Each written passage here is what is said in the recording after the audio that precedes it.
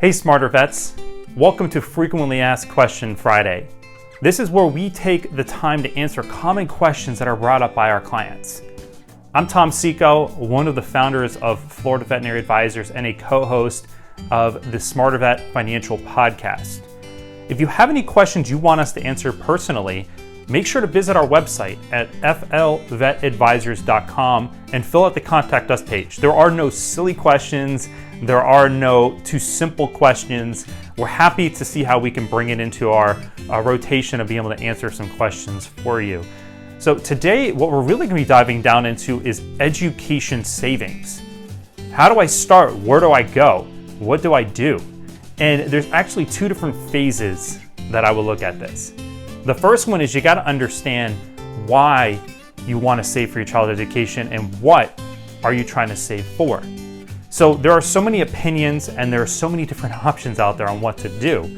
And when you can answer those two questions of why and how much that I want to provide, so when it comes to providing for tuition, room and board, food, all of the above, and ideally we want to do it all. I would always want to make sure we can try to provide as much as we can for our kids. But you got to first understand what is realistic within your frame of what you're trying to accomplish.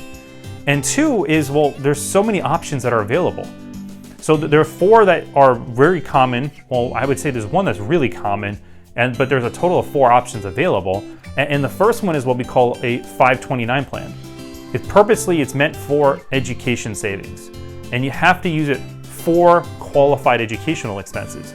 So if your kid decides to go a different path or whatever the case is, you could pay penalties on those funds when they're withdrawn. The other option is what they call prepaid.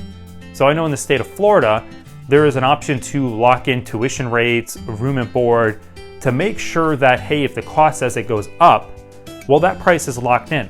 And if the kid decides to go out of state, that money can be used as a lump sum towards out of state.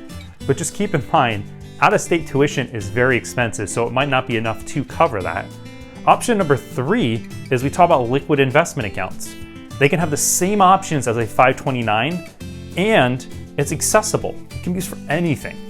And the last one we talk about is number 4, is permanent life insurance. So you can build up an asset that is growing tax-free.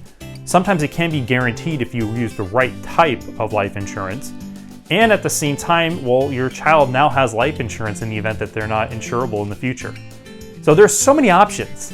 And the best way you can break this down is you should need to consider two things.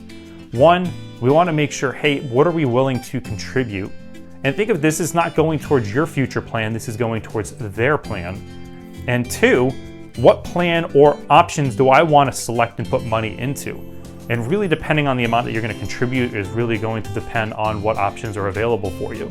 So if you're feeling overwhelmed by this and you're like, I don't even know where to start, visit our website, contact us. We'd be happy to sit down and talk with you just to run through some of the options with you. And if you really have a hunger for other financial topics, go check out the Smarter Vet Financial Podcast. You can find that on Apple Podcasts, Spotify, Google, any other major platform, and through our website at smartervets.com. So we look forward to hearing to some of your questions that you have, and I hope you have a wonderful day.